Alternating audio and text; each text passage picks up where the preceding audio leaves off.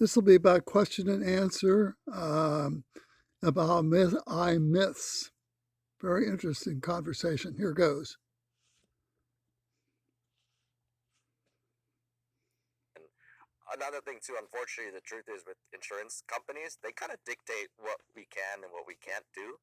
But on the insurance side, they've been pretty good about covering goniotomy procedures. Okay. So I've been doing that, but I like canaloplasty as well with the Omni device, canaloplasty, and then I've done a lot of hydrous stents as well. But recently, I've been using more goniotomies. Yeah. Okay, I like it. And that's got also a history in the peds population too, right? Yeah, exactly. Okay, let's get to our eye myth. All right, let's get to our eye myth busting lightning round. So I wanted us to tackle some common myths that we both hear. I wanted to ask your opinion, what you would do. Likely, I'm probably going to agree. There might be one, I think, that we might disagree, but let's hit these rapid fires. So give me a yes or no and a brief explanation why you would say that. Okay. Sure. So, does reading in the dark damage your eyes?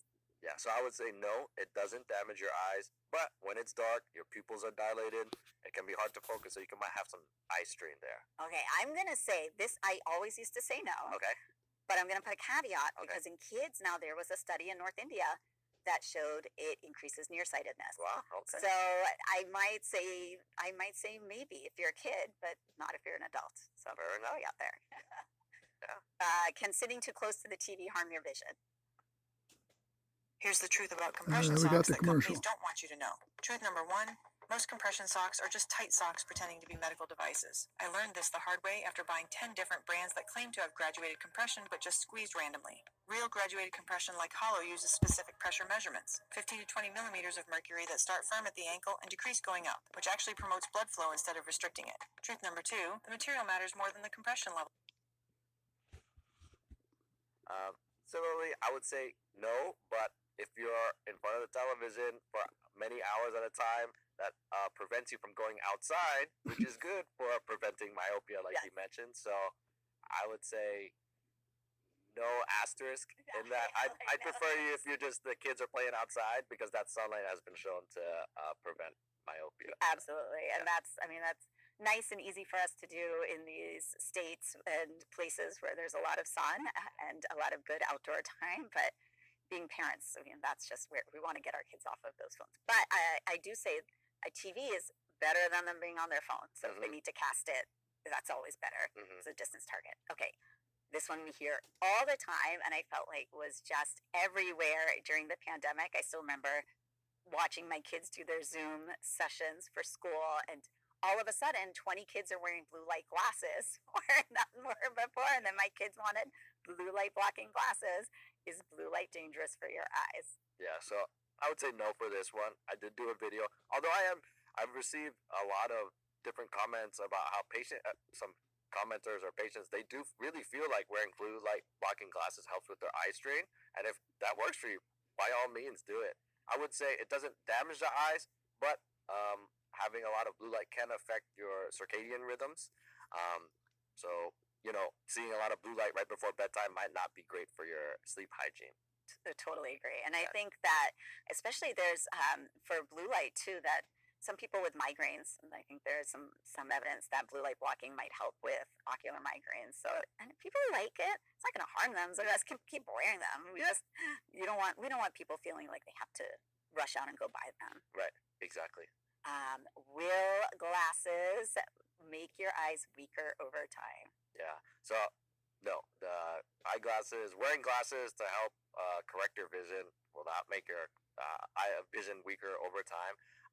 What I will say is, with a caveat, you don't want to wear a prescription that's too strong, especially in your field. It's super important. We call it a cycloplegic, or making sure that the eye muscles are relaxed when you get your prescription, to make sure that your eye doctor is not prescribing you a prescription that's too strong. Yes. Yeah. And it's crazy. So I'm a little bit older than you, so I've started to need reading glasses. And I know, obviously, I know wearing my readers does not make my vision worse when I take them off. But man, you really, despite that knowledge, you feel like it does. And again, but I would say there's a caveat now too, because there's this theory, unfortunately. Are you myopic at all? I'm about a -1. So Okay, so like hardly anything at all. That'll be perfect when you're my age. You're gonna love it. But there's a theory now that actually traditional glasses make children's vision, if they're nearsighted, makes it worse because of hyperopic defocus. Mm-hmm. So again, like a little asterisk. Always, kids are different.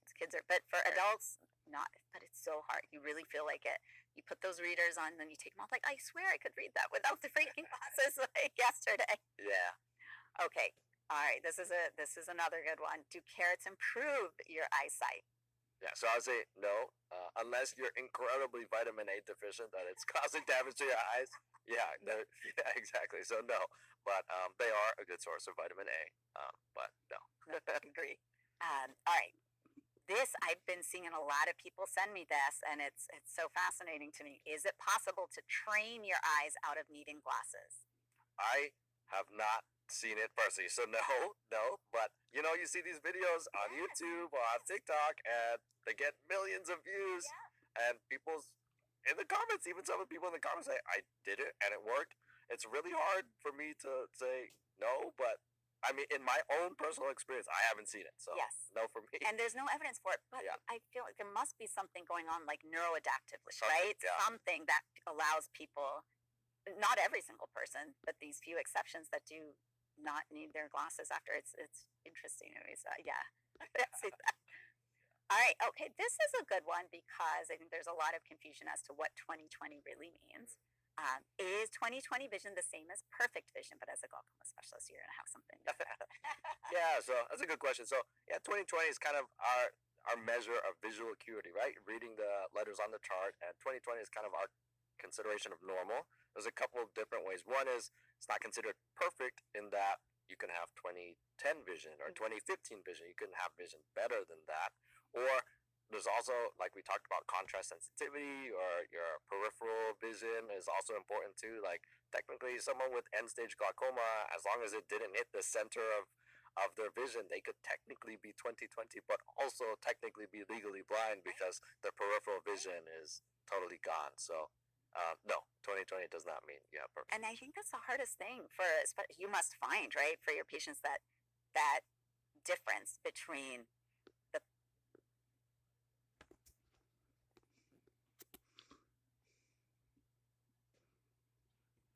Okay.